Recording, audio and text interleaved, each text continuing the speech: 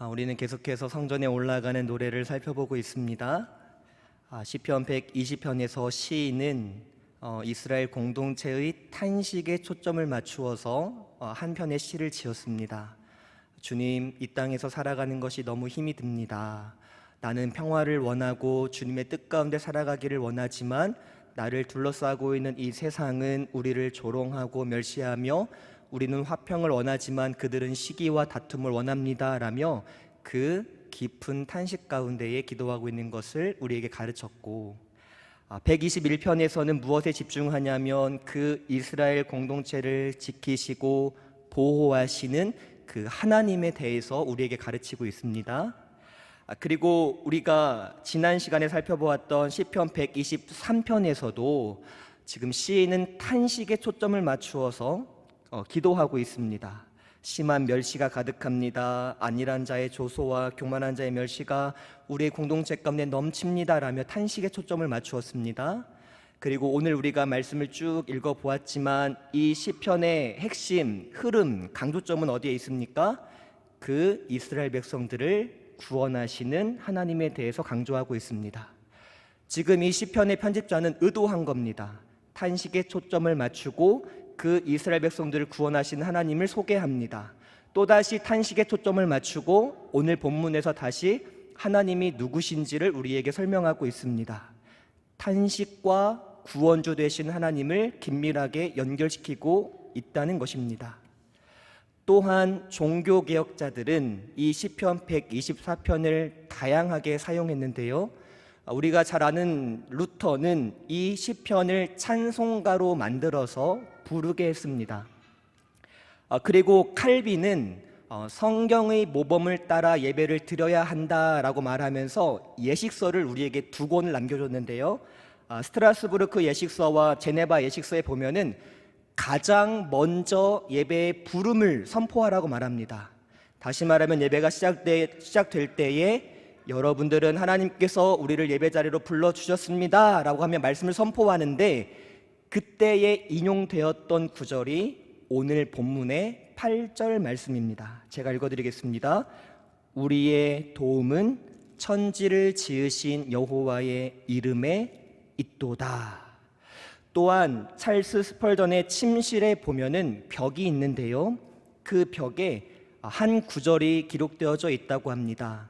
이사야 48장 10절, 우리 같이 한번 읽어보겠습니다. 시작. 보라, 내가 너를 연단하였으나 은처럼 하지 아니하고 너를 고난의 풀무불에서 택하였노라. 그러면서 아래에 이 구절을 남겨둔 이유를 이렇게 설명합니다. 우리 같이 읽겠습니다. 시작. 하나님에 의해 선택받는다는 것은 궁전이 아니라 용광로에서 선택받는 것이며, 그 용광로에서 아름다움은 손상되고 유행은 파괴되며 강함은 녹아지고 영광은 소멸된다. 그러나 바로 거기서 영원한 사랑의 비밀이 드러나고 하나님의 선택이 선포된다. 여기까지 정리해 보겠습니다. 시편의 편집자는 탄식과 구원을 긴밀하게 연결해서 우리에게 소개했고, 또한 루터와 칼빈은 그 격변의 시기 가운데에 이 8절 말씀을 예배의 가장 첫 부분에 선포하라고 가르쳤고, 또한 찰스 스펄전 목사님은 이사야 말씀을 인용하면서 그리스도인의 선택은 침실에서의 선택이 아니라, 꽃밭에서의 선택이 아니라 용광로 가운데서 우리를 선택했다고 말합니다. 무엇을 의미하는 걸까요?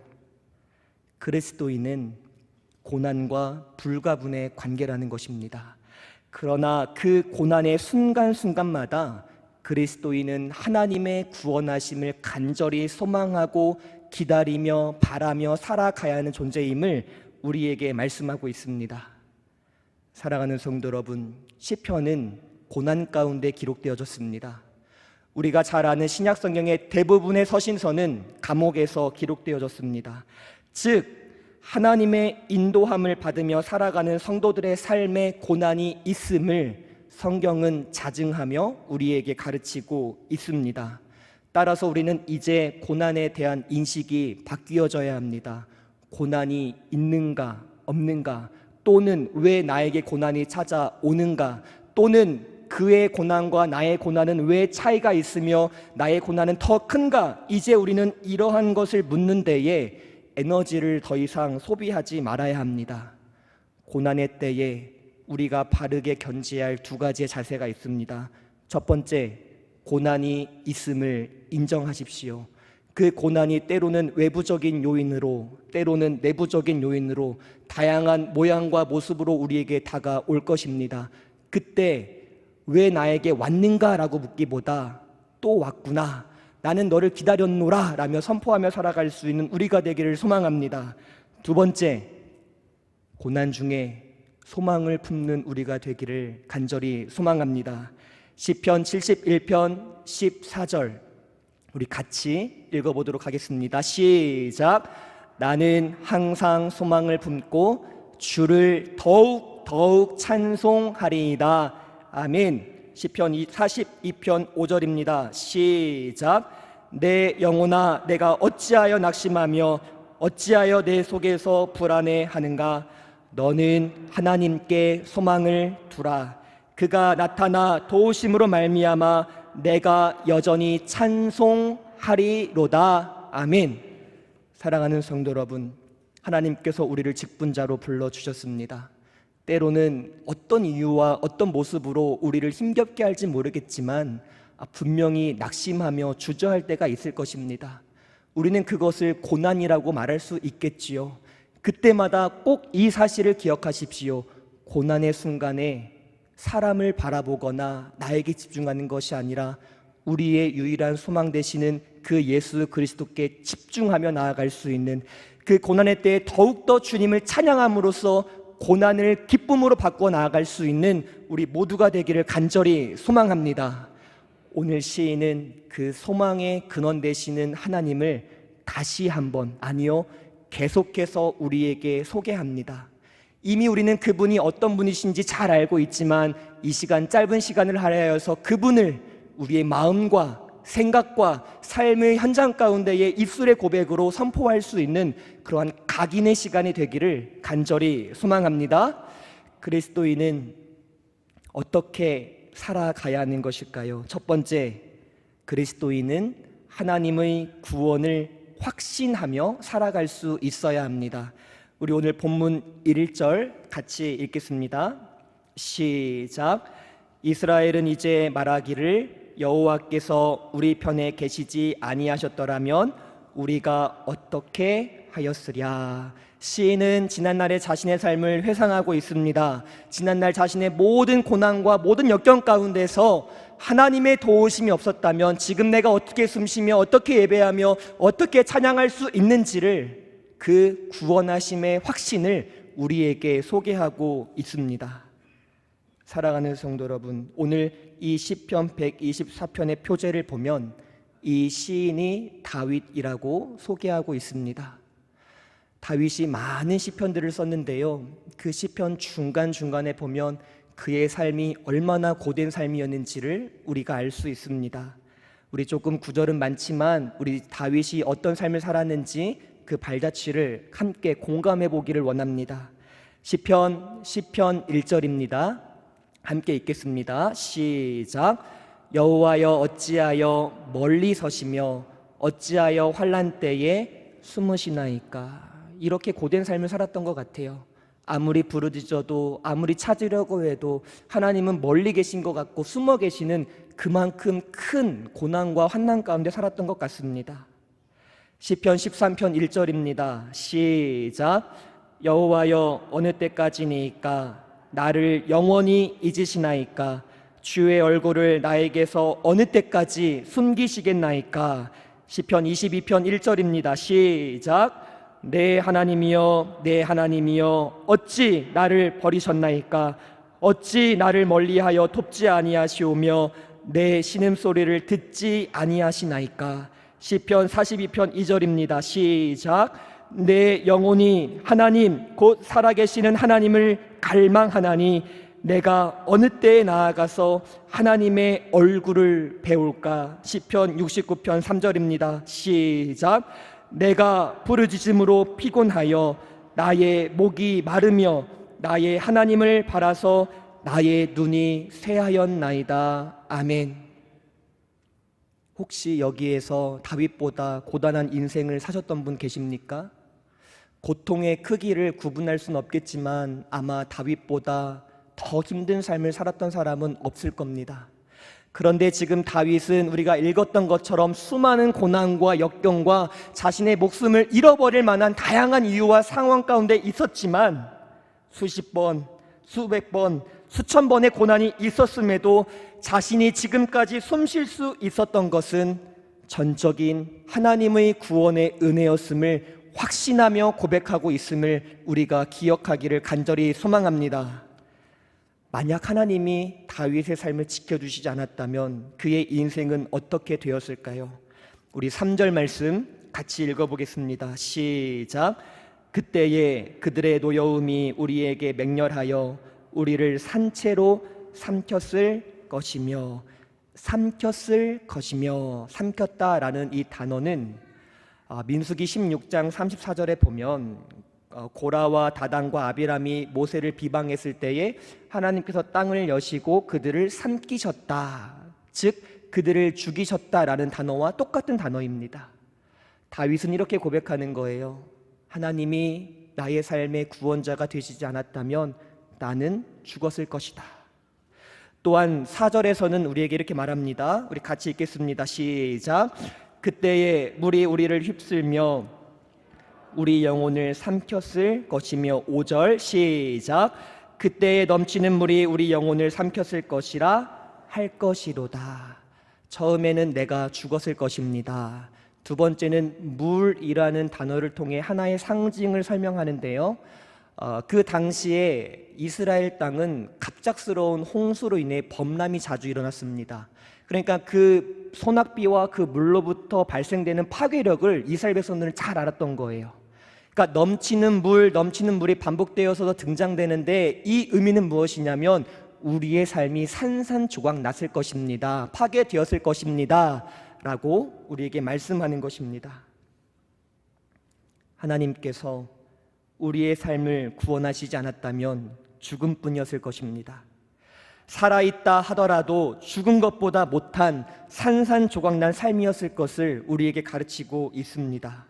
시인은, 다윗은 자신이 경험한 이 놀라운 하나님의 구원의 일들을 우리와 함께 고백하며 선포하며 살아가기를 원했습니다. 그래서 우리에게 그 하나님을 함께 선포하자고 말하고 있는 것입니다. 1절의 시작은 히브리어 어순을 보면 이렇게 시작합니다. 이스라엘아 이제 이렇게 말하여라 라며 선포하며 그 내용을 이렇게 말합니다. 나의 하나님이 이런 하나님이신데 너희의 하나님은 어떤 하나님이라며 너희의 하나님을 바르게 알라고 우리를 흔들어 깨우고 있는 것이 바로 1절 말씀의 핵심이라는 것이지요. 사랑하는 성도 여러분, 이번 주부터 셀 모임이 시작되며 또한 한 해의 시작으로서 교육부서가 시작되며 다양한 사역이 시작될 터인데 이 사실을 꼭 기억하면 좋겠습니다. 우리의 모든 사역과 우리의 모든 만남이 하나님의 어떠하심을 드러내며 그 하나님의 어떠하심을 증거하며 그 간증거리로 가득한 우리의 모든 만남과 사역이 되기를 간절히 소망합니다. 우리의 모든 사역의 목적이 이러한 하나님의 놀라운 구원의 은혜를 찬양하는 것이 될 때에 우리의 사역이 비뚤어지거나 왜곡되지 않는다는 것을 꼭 기억할 수 있는 우리가 되기를 간절히 소망합니다. 하나님을 알아가는 지식을 키우십시오. 확신은 그냥 하루아침에 발생되는 것이 결코 아닙니다. 이렇게 설명을 드리겠습니다. 성도님들께서 여기 서 있는 양선웅 목사에 대한 확신을 갖기 위해서는 두 가지가 필요합니다. 첫 번째는 저에 대한 지식이 필요하겠죠. 나이가 몇 살이며 어디에서 살았으며 무엇을 좋아하고 무엇을 싫어하며 성격과 성향과 성품이 무엇인지에 대한 정보가 필요합니다. 이것이 바로 지식이죠. 지식으로만 확신이 발생되는 것은 아닙니다. 저와 함께 울고 웃고 동고동락하면서 그 삶을 살아가야 저에 대한 확신이 생기는 거죠. 이처럼 하나님이 나의 구원자 되심에 대한 확신을 갖기 위해서는 하나님에 대한 신지식, 그 지식을 날마다 갈망하며 살아갈 수 있어야 한다는 것을 우리는 결코 잊지 말아야 합니다. 그런데 분명 우리는 이런 거 잘하고 있다고 생각을 하거든요. 하나님을 알아가기를 원하고 갈망하고 많이 알고 있는 것 같은데 왜 여전히 하나님을 향한 그 신뢰가 흔들리는 이유는 과연 무엇일까요? 저는 이렇게 정의하고 싶습니다. 내가 아는 하나님, 내가 경험한 하나님에서만 머물려고 하는 그 게으름이 우리 가운데 있기 때문에 우리는 하나님에 대한 아는 지식을 더 커지게, 더 확장되기를 거부하고 있다는 거예요. 내가 아는 하나님, 내가 경험한 하나님, 마치 하나님을 액자 속의 사진처럼 새 장 속에 새처럼 가둬놓고 이만큼만 알면 됐지라며 우리는 너무나도 게으르며 태만하게 살아가고 있다는 것이 우리의 단점 중에 하나라는 것입니다.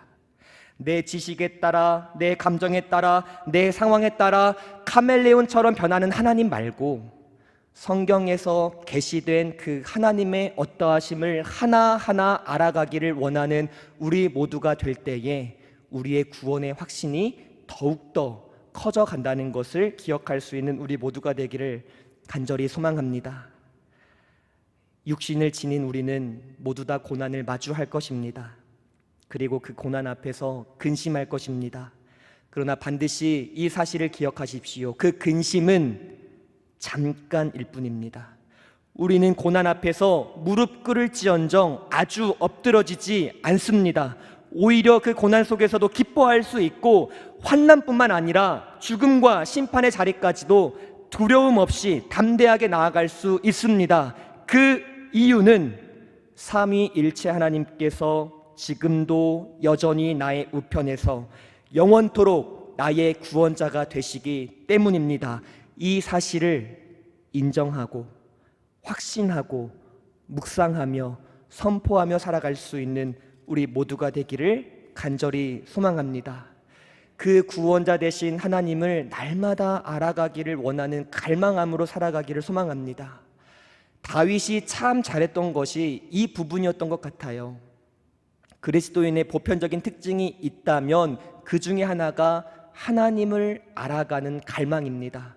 다윗은 그 갈망을 어떻게 표현했냐면 사슴이 시냇물을 찾아 헤매이듯이 헐떡이듯이 굶주리듯이 주님을 날마다 알아가기를 원합니다라는 그 갈망으로 살아갔던 것을 우리가 꼭 기억하기를 소망합니다.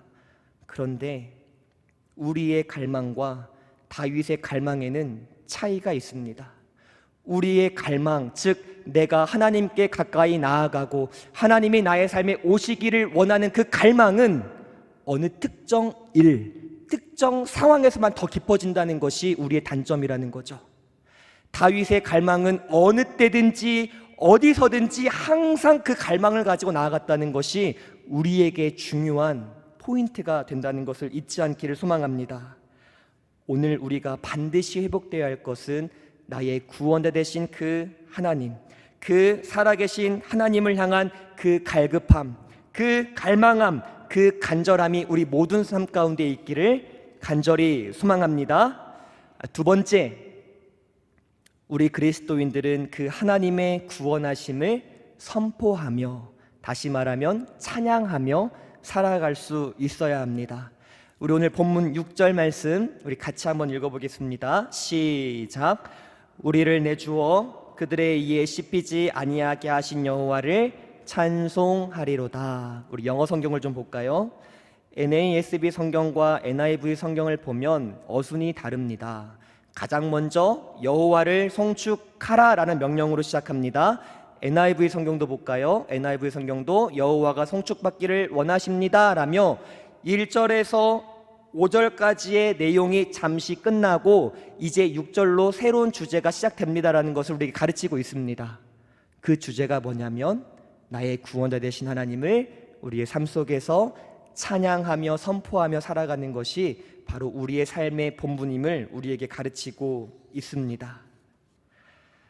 사랑하는 성도 여러분, 우리는 죄로 인해서 불완전한 피조 세계에서 살아가고 있습니다. 불완전한 피조 세계에서 일어나는 현상들은 불완전한 현상들 뿐입니다. 이럴 때일수록 우리는 더욱더 구원자 되신 주님께 집중하며 살아갈 수 있어야 합니다.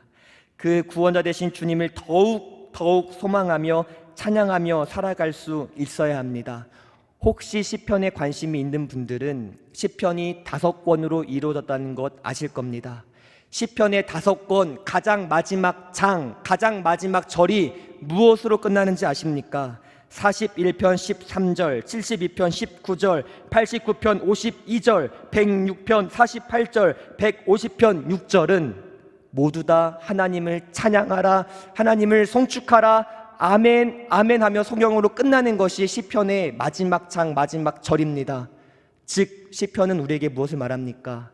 고난에서 우리를 구원하신 그 하나님을 찬양한 데까지 나아갈 것을 우리에게 요청하고 있다는 것입니다. 바라옵기는 우리 모든 성도님들의 삶이 비록 고난과 핍박과 역경 가운데 있다 할지라도 그 구원자 되신 하나님을 찬양하며 성령으로 이어지는 삶을 살아갈 수 있는 우리 모두가 되기를 간절히 소망합니다. 세 번째, 하나님의 거룩하신 성품을 고백하며 살아갈 수 있는 우리 모두가 되기를 소망합니다. 우리 오늘 본문 8절 같이 읽겠습니다. 시작. 우리의 도움은 천지를 지으신 여호와의 이름에 있도다. 아멘. 우리의 도움, 다시 말하면 우리의 구원은 천지를 지으신 여호와의 이름, 여호와의 성품, 여호와의 속성에 있다라며 우리에게 말씀하고 있습니다. 사랑하는 성도 여러분, 혹시 통제 불가능한 고난과 깊은 번민과 아픔 가운데 살아가고 계십니까? 그렇다면 이 한 가지 사실을 꼭 기억하시길 바랍니다. 우리는 지금 완전하시고 무한하시고 한없이 크시고 선하시고 거룩하시고 공의로우시고 자비로우시고 은혜로우시고 무소부재하시고 내재하시고 초월하시고 영원하시고 전능하시고 변함없으시고 모든 것을 아시고 지혜로우시고 주권적이시고 성실하시고 사랑이신 그 하나님의 세밀한 통치 아래 살아가고 있음을 기억할 수 있는 우리 모두가 되기를 간절히 소망합니다. 그 주님께 우리의 모든 눈과 우리의 마음과 생각을 집중하며 살아가기를 간절히 소망합니다. 하나님의 많은 성품 가운데 하나님의 전능하심에 집중하십시오. 하나님의 선하심에 집중하십시오. 하나님의 지혜로우심에 집중하십시오. 그럴 때에 우리의 삶이 참된 평안과 안식으로 살아갈 수 있음을 기억하는 우리 모두가 되기를 간절히 소망합니다. 독일의 신학자 디트리 본 회퍼가 감옥에 갇힌 일이 있었습니다. 그 감옥에서 죽음을 맞이하는데 그 감옥에서 마지막 옥중서신을 씁니다. 그 옥중서신 저항과 복종이라는 책 391쪽에서 393쪽에 보면 그 감옥에서 그 깊은 고난 가운데서 마지막으로 하나님께 찬양했던 그 시를 기록하고 있습니다. 우리 그 시를 같이 한번 읽어보겠습니다. 우리 함께 읽겠습니다. 시작. 선한 권능의 어린애같이 고요히 감싸여 보호와 위로를 받으니 놀라워라. 나 이 날들을 그대와 함께 살려내 새해를 그대들과 함께 맞이하려네. 당신께서 괴로운 잔, 쓴 잔, 철철 넘치는 고난의 잔을 건네시니 당신의 선하시고 사랑스러운 손에서 떨지 않고 감사히 받아 마십니다. 그러나 당신께서 우리에게 다시 한번 기쁨을 베푸시어 이 세상과 그 햇살을 보게 하신다면 과거를 잊지 않고 우리의 일생을 온전히 당신께 바치겠습니다. 놀랍게도 선한 권능에 감싸여 보호를 받으니 우리는 다가올 일을 자신 있게 기다리노라. 하나님은 저녁에도 아침에도 우리와 함께 하시고 새날에도 확실히 함께 하신다. 이 믿음을 가지고 올 한 해 우리에게 맡겨주신 직분을 끝까지 충성으로 감당할 수 있는 우리 모두가 되기를 간절히 소망합니다. 우리 시간에 선한 능력으로 라는 찬양으로 함께 주님께 영광 올려드리기를 원합니다. 우리 함께 찬양하겠습니다. 선한 능력으로.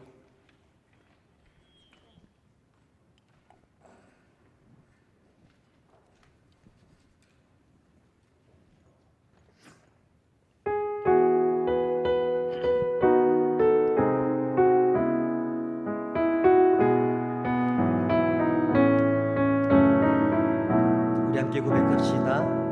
주 선한 능력으로, 주 선한 능력으로 안으시네. 그 크신 발로 날 붙드시네. 절망 속에도 흔들리지 않고 사랑하는 주 얼굴 보아니. 선한 능력으로, 선한 능력으로 일어서니 주만을 지어니 믿음으로. 우리 고뇌 안에 주 오실 그날 영광의 새날을 맞이하리. 이전의 괴로운 날, 이전의 괴로운 날에 오사로 고난의 길을 걷는다 해도 주님께 모두 맡기누리려고 끝내 승리의 날을 향해 선한 능력으로, 선한 능력으로 일어서리 주만을 지어리 믿음으로. 우리 고대 안에 주 오실 그날 영광의 새날을 맞이. 3절로 고백합시다. 주님이 마신 고난의 쓴잔, 주님이 마신 고난의 쓴잔을 우리도 감사하며 받으리. 주님의 남은 고난 채워가며 예수와 복. 우리 3절 한 번 더 고백합시다.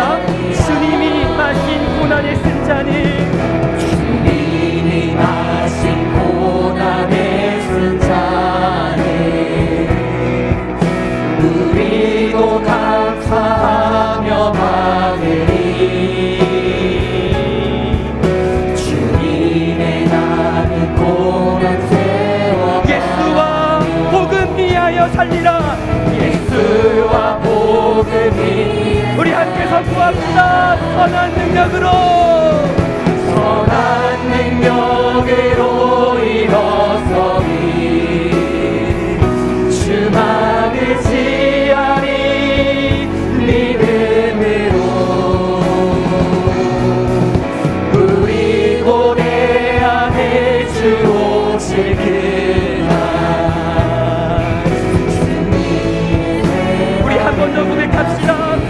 선한 능력으로, 선한 능력으로 일어서리 주만을 지어리 믿음으로. 우리 고대 안에 주 오실 그날 영광이. 우리 마지막으로 간절히 선포합시다. 주의 선한 능력으로 일어서리, 선한 능력으로 일어서리 주만을 지어리 믿음으로. 우리 고대 안에 주 오실 그날 영광의 새날을 맞이하리. 우리 시간에 한 목소리로 함께 기도하며 나아가기를 원합니다. 사랑하는 성도 여러분, 주님께서 우리를 부르셨다면 그 부르심 길을 걸어가는 그 능력과 그 은혜 또한 주님이 주실 줄 믿습니다. 그 주님의 선하신 능력을 붙들며 그 하늘로부터 부어지는 은혜를 갈망하며 우리가 함께 올 한 해 주어진 직분을 잘 감당하느라 결단하며 나아가기를 소망합니다. 주님, 우리에게 능력과 은혜를 더해달라고 우리 주님의 이름 부르며 함께 기도하며 나아갑시다. 주여,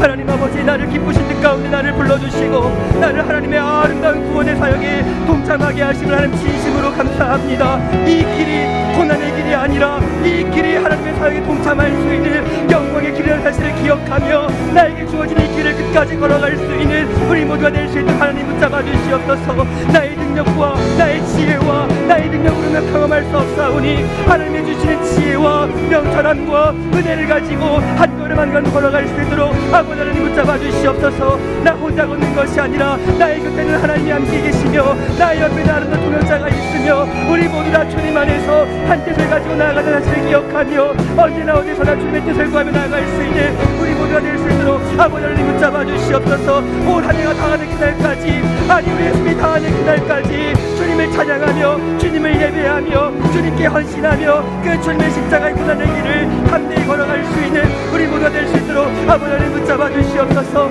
그 십자가의 길을 주님과 함께 동행하며 걸어가기를 소망합니다. 주님과 함께 그 골고다 연을 걸어가기를 소망합니다. 그날의 그 영광에 우리를 기쁨으로 맞이하시니 주님의 나를 고대하며 나아갈 수 있는 우리 모두가 될 수 있도록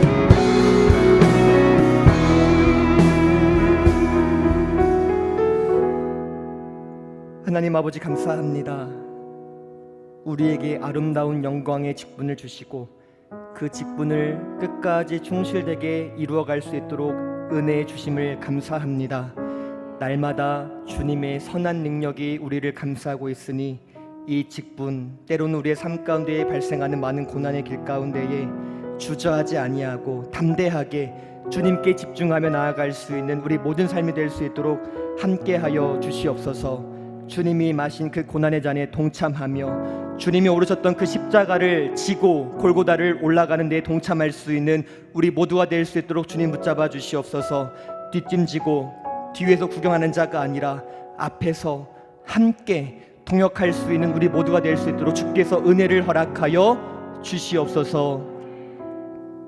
이제는 우리 주 예수 그리스도의 은혜와 하나님 아버지의 사랑하심과 성령 하나님의 교통하심이 나를 부르신 주님이 그 길을 끝까지 걸어갈 수 있도록 붙들어 주는 사실을 기억하며 날마다 주의 선한 능력을 의지하며 주님과 동행하며 살아가기로 결단하는 우리 모든 성도님들의 머리 위에와 주님의 피로 값주고 사신 첨단 교자씨의 교회 머리 위에와 이 나라와 민족과 세계 열방과 선교사님들 머리 위에 이제로부터 영원토록 항상 함께 있을지어다.